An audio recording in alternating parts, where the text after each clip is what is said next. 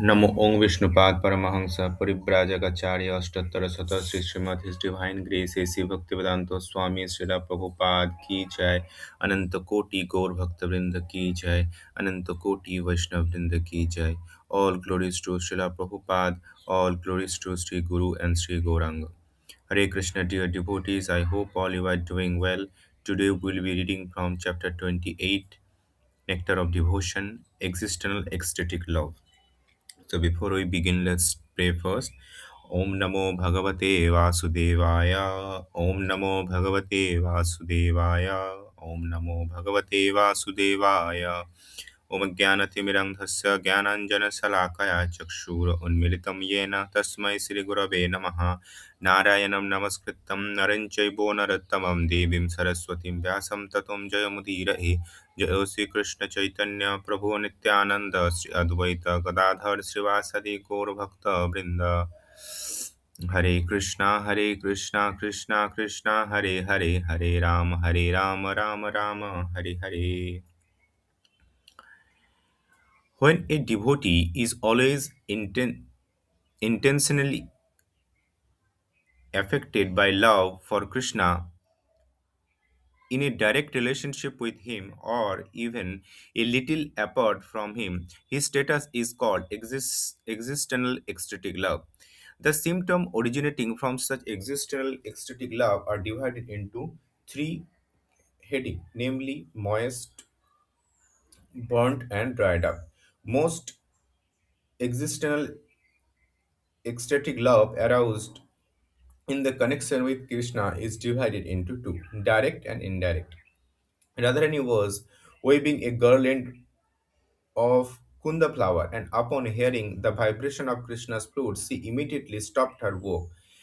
This is an example of direct moisture existential ecstatic love. Indirect moisture ecstatic love is described in the following statement. Krishna, who is also called Purushottama, it is to the eye of the mother Yashoda, just like the cloud is to the eye of Chataka bird. When Krishna had been brought to Mathura, Mother Yashoda, being very anxious and angry, began to revoke the king of Mathura. Burnt existential ecstatic love is divided into three, and one example is as follows. One day, Mother Yashoda was dreaming that gigantic demon Putana was lying on the courtyard of her house, and she immediately became anxious to seek out Krishna. When there is a manifestation of ecstatic symptom in the body of non-devotee, they are called dried up symptom of ecstatic love. The non-devotee are actually materialistic, but in contact with some pure devotee, they may sometimes manifest some symptom of ecstasy. Devotional scholar will cause this dry up symptom. These are eight symptom ecstatic love: becoming stunned, perspiring, standing on the hair on the body, faltering in the faltering of the voice, trembling of the body, changing of the bodily color, shedding of tears, and devastation. The scientific explanation of these eight symptoms is given by Rupa Goswami as follows: when the vital force of life is in contact with the earth, one is stunned. When the same force come into the contact with water, there is a shedding of tear. When the same force came into the contact with fire, there is a perspiration. When the force come into the contact with the sky, there is a complete devastation. And when the force come into the contact with the air, there is trembling, falling of the voice, and standing of hair of the body. The symptom are sometimes manifest internally and sometimes externally. The pure devotee always feels such symptomatic expression within himself, but being afraid of outsiders, he does not generally manifest them externally. Becoming stunned. The symptom of being stunned is caused by ecstatic tribulation, fearfulness, astonishment, lamentation, and anger. This symptom is exhibited by the stoppage of talking, a stoppage of movement, a feeling of voidness, and extreme feeling of separation. When Uddhava was describing Krishna's pastime to Vidura, he said, one day the gopi becomes stunned when Krishna in the dress of gardening maid entered in the greenhouse and enlivened them with joking and laughter. Then, when Krishna left the greenhouse, the gopi was seeing Krishna so ecstatically that it was as though both their mind and eye were following him. This symptom signify that although the gopi business was not fulfilled, they had become stunned with ecstatic love. Another example of being stunned took place when Krishna was surrounded by various wrestlers in the sacrificial arena of Krishna. His mother Devaki then became stunned and her eye dried up when she saw Krishna among the wrestlers. When is also an example of astonishment of Lord Brahma. It is explained the 10th canto, 13th chapter, verse 56 of Srimad Bhagavatam, when Brahma understood that this cowboy was a supreme personality Godhead himself, he became stunned. All of his sensory activity stopped when he saw the cowherd boy again along with Krishna. Lord Brahma was stunned that he appeared to be golden statue for forehand. Also, when the resident of the Vraja found that Krishna had lifted the Govardhan hill with his left hand, they become stunned. The astonishment caused by lamentation was explained when Krishna was entered into the belly of the Bakasura demon, and all of the demigod of the higher planet become stunned with the lamentation. A similar example of being stunned was visible in Arjuna when he saw that Sothama was attempting to release the Brahmastra at Krishna. Purspring. The example of purspring become of jubilation is described in Srimad Bhagavatam. One gopi addressed Radharani, thus, my dear Radharani, you are rebuking the sunshine unnecessarily, but I can understand that you are the purspring only because of your becoming too lusty at seeing Krishna. Purspring caused by fearfulness was exhibited by Rathaka, one of the servant of Krishna. One day Krishna dressed himself just like Abhimanyu, the husband of Radharani. The Abhimanyu did not like Radharani's association with Krishna. Therefore, when Rathaka saw Krishna in the dress of the Abhimanyu, thus mistook his identity. He began to strongly rebuke him. As soon as Rathaka finally understood that it was the Krishna in the dress of Abhimanyu, he began the perspiring. This perspiring was caused by fearlessness. Perspiration due to anger was exhibited by Garuda, the eagle who was a carrier of Vishnu. Once the heavenly king Indra was standing torrent of rain over the Vrindavana. Garuda was observing the incident above the cloud, and because of his anger, he began perspiring. Standing of the hair on the body. The standing of hair of the body was manifested when Mother Yashoda found Krishna's mouth, all of the universal planetary system. She had asked Krishna to opened his mouth to wide just to see whether he had eaten dirt.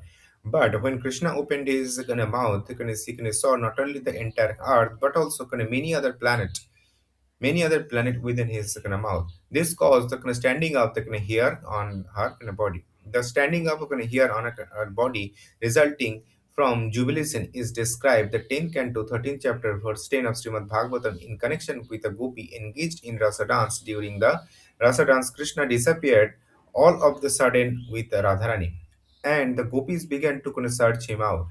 At that time, they addressed the earth and said, dear earthly planet, how many austerity and penance you must have undergo to have a lotus feet of Krishna always touching your surface. I think you must have very jubilant because the tree and the plant, which are just like a hair on your body, are standing up so gloriously.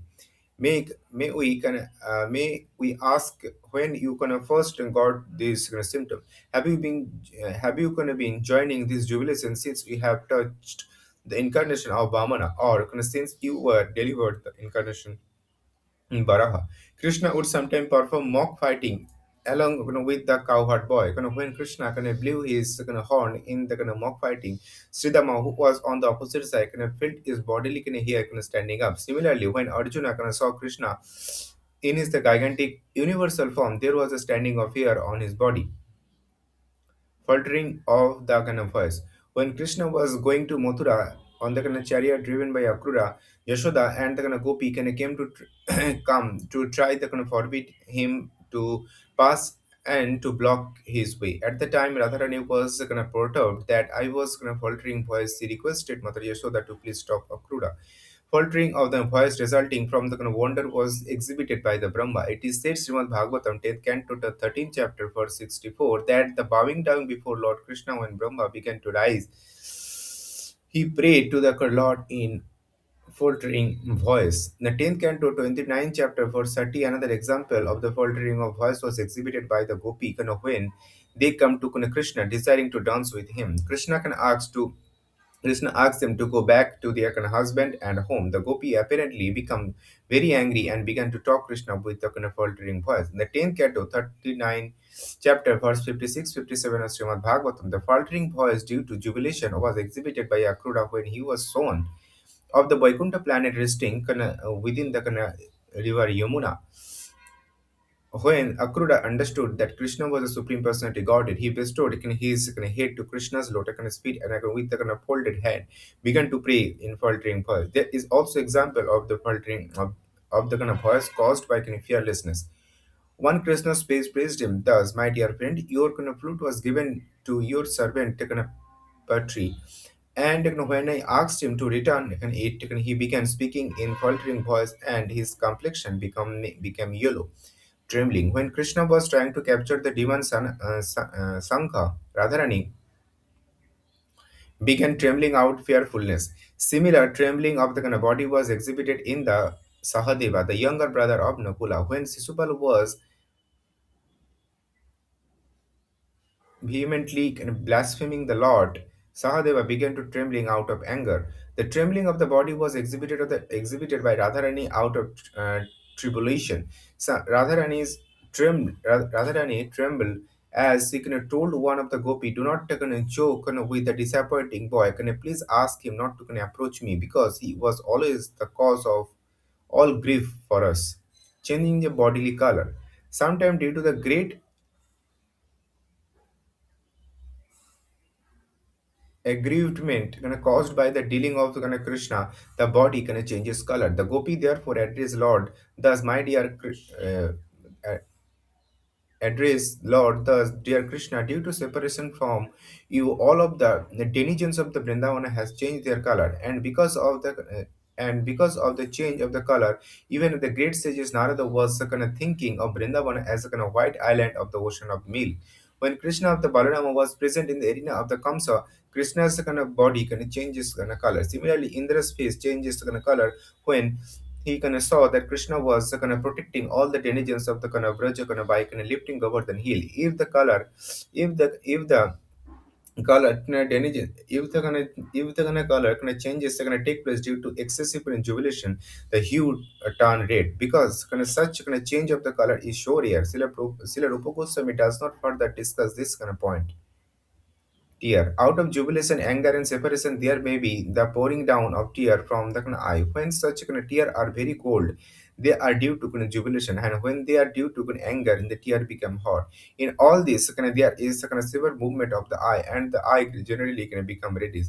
There is also an itching sensation that causes the sufferer to rub his eye. When the lotus eye Rukmini, the first queen of Krishna in Dwarika, was shedding tear of ecstatic jubilation, she did not like the tear. There is a passage of the Harivamsa where the Satyabhama began to shed tear because of her great affection for Krishna. An example of shedding tear because of anger was exhibited by the Bhima when he saw that Sisupala was insulting Krishna in the Rashtriya arena of sacrifice. Bhima wanted to kill Sisupala immediately, but Krishna did not order him to do so. He became morose with anger. It is described that there was a hot tear covering his eye, as the thin cloud sometime covered the evening moon. In the evening, when the moon is slightly covered by the thin dust, it looked very nice.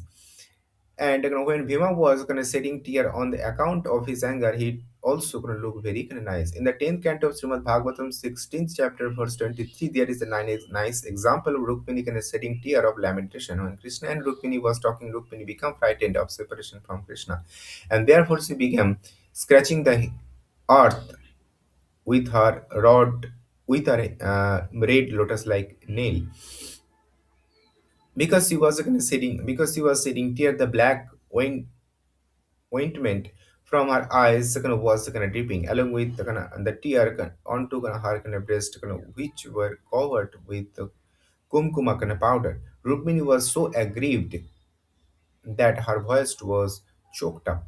Devastation. When a person is confused by simultaneous happening and tribulation and does not know what to do, the state of confusion is called pralaya, the devastation. In this condition, pralaya one sometime fall down on the ground and all of the symptoms of ecstatic love become manifest. When the gopi was searching after Krishna and all of the sudden he came out from the bushes and creeper. All of them become stunned and almost senseless. In the state of the gopi appeared very beautifully. This is example of pralaya or two or devastation in happiness. There is also instance of pralaya in distress. One such example is described in the 10th canto, 39th chapter, verse 15 of Srimad Bhagavatam, wherein the Sukdev Goswami tell King Parikshita, my dear king, when the gopi were missing Krishna, there was so much absorbed in meditation upon that all of their senses stopped functioning and they lost all bodily senses. It was as though they become more they become liberated from all material condition. Degrees of ecstatic symptom. Out of many ecstatic symptom of the body, the symptom being stunned is especially significant. According to the degree of being stunned, the vital force within the body become agitated. Due to such kind of state, the other ecstatic and love symptom sometime become alterated. This transcendental ecstatic symptom gradually develop, and in the course of such development, they are sometimes called smoky, sometimes called blazing, and sometimes called shining. These three degrees are experienced so many for many years, and they extended to a different part of the body. Unlike the shedding of the tear, the faltering of the voice was conditioned of being stunned or separated all over the body. The shedding of tear or the faltering of the voice are simply localized symptoms. The shedding of a tear, however, sometimes makes the eyes become swollen and whitish. And sometimes the lenses of the eye can become differently focus. Faltering of the voice may sometimes cause choking in the throat and extreme anxiety. As the different symptom of the ecstatic manifestation are localized, they are accompanied by the different local reaction. When the throat is choked up because of a faltering voice, they may be gonna sound like a ghura. Such sound choke of the voice and extreme material anxiety that may be manifest in different way. All these symptoms are listed under the direct existential condition known as smoky, and they are exhibited in the different ways. Sometimes while participating in a ceremony celebrating Krishna's pastime or the society of the devotee, there is a dancing ecstasy. Such a symptom are called blazing. None of the above symptom can be manifested without basic principle of the strong attachment for Krishna. In the smoky condition of such ecstatic expression, the symptom could otherwise be hidden. This type of symptom was experienced by the priest Gargamuni, who was performing some ritualistic ceremony in the house of Nanda Maharaja when he heard about Krishna of killing the Akasura demon. There was some tear visible in the eyes, his throat was trembling, and the perspiring covered his whole body. It is the way the priest Gargamuni become Gargamuni's beautiful face assumed a nice condition. When several such ecstatic symptoms are visible, the condition is called blazing. For example, one of Krishna's friends told him, "My dear friend, as soon as I heard the sound of your flute from the within the forest, my hand become almost motionless, and my eyes become full of tears. So much on. In fact, there I could not recognize your peacock feather. My thighs become almost completely stunned so that I could not move even an inch. Therefore, my dear kind of friend, I must acknowledge the wonderful vibration of your transcendental flute. Similarly, one Gopikana said to another, my dear friend, when I heard the sound of Krishna's flute, I tried to hide myself from the reaction of the kind of vibration. But I still could not kind of check the trembling of my body, and therefore all of my friend in the house, could detect my attachment for Krishna without any doubt. When your ecstatic symptom cannot be kind of checked and they simultaneously appear in four and five different categories, this stage of ecstatic love is called signing. The example is cited in the connection that when the sages Narada saw Lord Krishna standing before him, the body can become so constant that he can stop playing on his bina, and because of his the kind of faltering voice, he could not offer any prayer to Krishna. His second eyes second filled with tears. Thus, Narada's ability to see Krishna was obstructed. When similar symptom was manifested in the body of Srimati Radharani, some of her friend criticized her. Dear friend, you are blaming the aroma of the flower for the tear of your eyes. You are revoking the ear of the yeah, standing of the hair of your body, and you are cursing, you are walking in the forest for your thigh being stunned, but your faltering voice reveal the cause to be different. It is just your attachment for Krishna. Srila Rupa Goswami remarks, and that when various symptoms become manifest very prominently, the devotee condition may be called the brightest. For example, a friend of Krishna addressed him as follows: my dear Pitambara, because of separation from you, all of the residents of Golok Vrindavana are perspiring. They are lamenting with different word, and their eye have become moistened with tear. Actually, all of them are in great confusion. There is a supreme symptom of ecstatic love which is called Mahabhava. The Mahabhava expression was possible only in Radharani. The later on, when Sri Krishna Chaitanya appeared to feel the mood of love of Radharani, he also expressed all the symptom of Mahabhava. Sri Rupa Goswami says in the connection, when the symptom of ecstatic love becomes most bright, this second state is accepted as a Mahabhava. Sri Rupa Goswami further analyze the ecstatic love expression into four division, which is called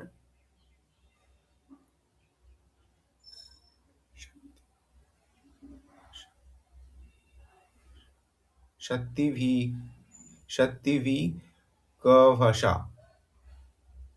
Sometimes impersonalists who are not actually in devotional service may also exhibit such symptom of ecstatic love, but it is not accepted as actual ecstasy. It is a reflection only. For example, sometime in Varanasi, a holy city of impersonalist scholar, there may be seen a sannyasi crying from hearing the glory of the Lord. Impersonalists also sometimes chant Hare Krishna mantra and dance, but their aim is not to serve the Lord.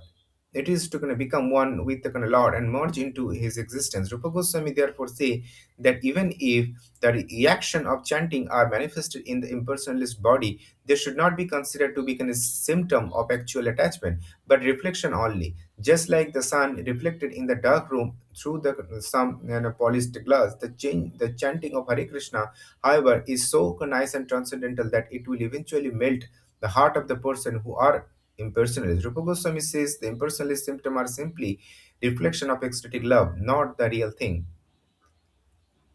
Sometimes it is found that when the staunch logician, without any trace of devotional service, without actually understanding the transcendental glory of the Lord, sit down to hear the glory of the Lord, they appear to be melting and shedding tear. In the connection, there is a statement by the devotee who addressed the Lord thus, my dear Mukundu, I cannot properly express the glory of the near pastime. Even when the non-devotee can hear your glorious pastime, they become affected and shed tear and start to tremble. Such non-devotee are not actually melted; they are hard-hearted. But the influence of the glory of the Lord is so great that even the non-devotee can sometimes shed tears. Sometimes it is found that the non-devotee who are practically no taste for Krishna, no, and who follow no rules and regulation, can by practice make show the devotional symptom, even the crying in the assemble of the devotee. This shedding of tear is not actually an ecstatic love expression. However, it is done simply by practice. Although there is no need to describe this reflection of ecstatic love, Rupa Goswami gives some instance where there is no actually devotional service, such expression are manifested.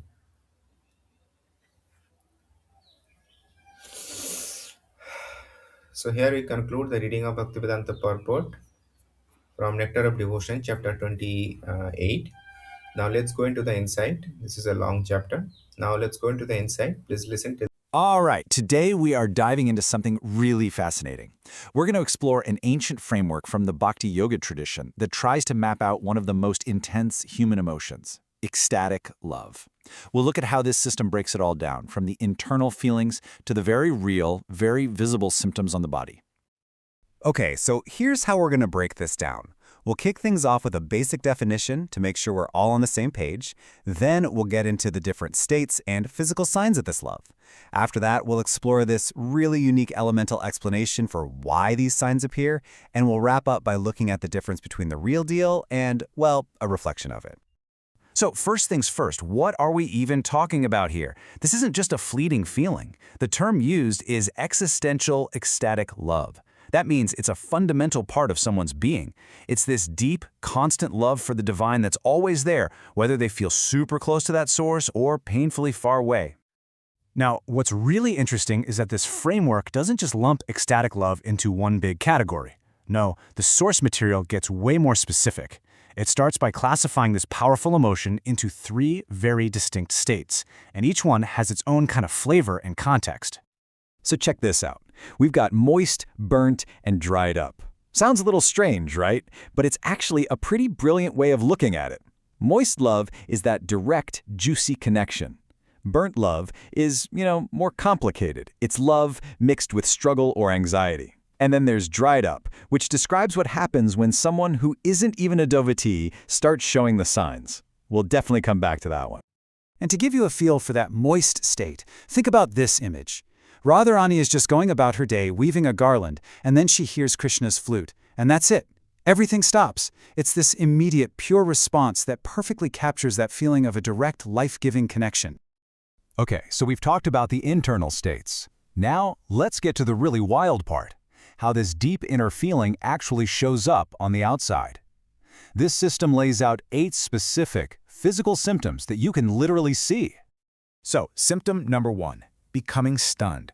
And we're not just talking about being a little surprised here. This is a total, full body freeze. All movement, all talking just stops. It's caused by emotions so huge, like astonishment or grief, that they just overwhelm the system. And here's an amazing story to illustrate this.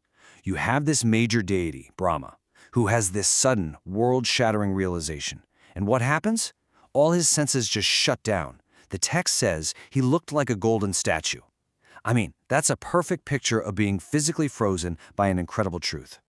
Next up, we have perspiring. And what's key here is that it's not just about one thing. It could be a reaction to massive joy, but it could also be from intense fear or even anger. Basically, the body is just reacting to any high-voltage emotional state.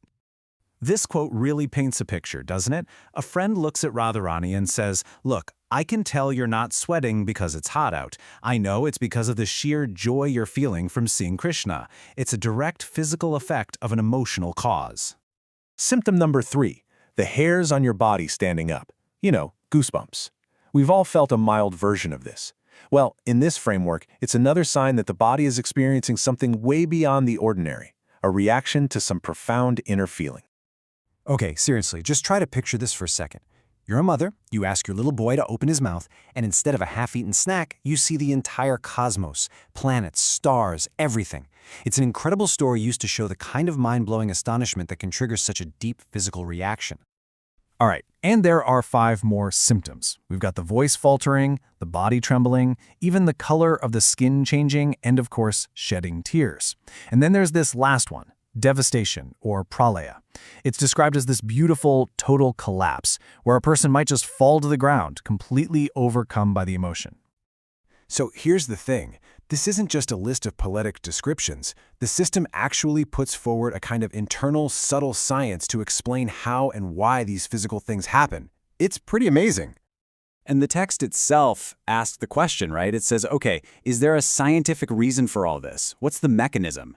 How does an internal feeling of love create such specific physical results? It's really trying to bridge that gap between the mystical and the, well, mechanical. And the answer it gives is just incredible. It all comes down to the body's vital life force interacting with the 5 classical elements. So when that life force hits the earth element, you become stunned. When it connects with water, you get tears. Fire causes perspiration, air causes trembling, and when it contacts the sky or ether, you get that total devastation. It's a complete system. But wait, there's more. These symptoms aren't just an on or off switch. No, according to this source, they show up with different levels of intensity. They can build and grow as that inner feeling gets deeper and deeper, kind of like turning up the volume on an amplifier. So you start at smoky. The signs are really subtle here, maybe even hidden, like a few tears that no one else sees. Then it can ramp up to blazing, where a few symptoms pop up at once and are totally visible to everyone. And finally, you get to the shining stage. This is where multiple symptoms are happening all at once, powerfully, and there is absolutely nothing you can do to control it. Okay, for our last point, the text makes this really sharp, really crucial distinction. It adds a whole other layer of psychological depth, and it basically asks the question, is it real? Are all of these displays of emotion genuine? So on one side, you have genuine ecstasy. It's described as this completely uncontrollable experience that comes from a really deep, selfless love. But on the other side, you have what's called reflected ecstasy. This might look the same on the outside, but it could be happening in someone with a different spiritual goal, or maybe even someone who's just, practiced how to do it and is putting on a show. And the metaphor they use for this is just perfect. The experience isn't the sun itself, but a reflection of the sun shining through glass into a dark room. You can see the light, sure, but the source and the substance are totally different. It's a brilliant way to describe something that looks real on the surface, but doesn't have that genuine core. And this just leaves us with this incredible final thought. The text points out that sometimes even a hardened skeptic can be moved to tears by all this. So, if a mere reflection, a faint echo of this experience, is powerful enough to do that, what does that tell you about the overwhelming, life-changing power of the real thing?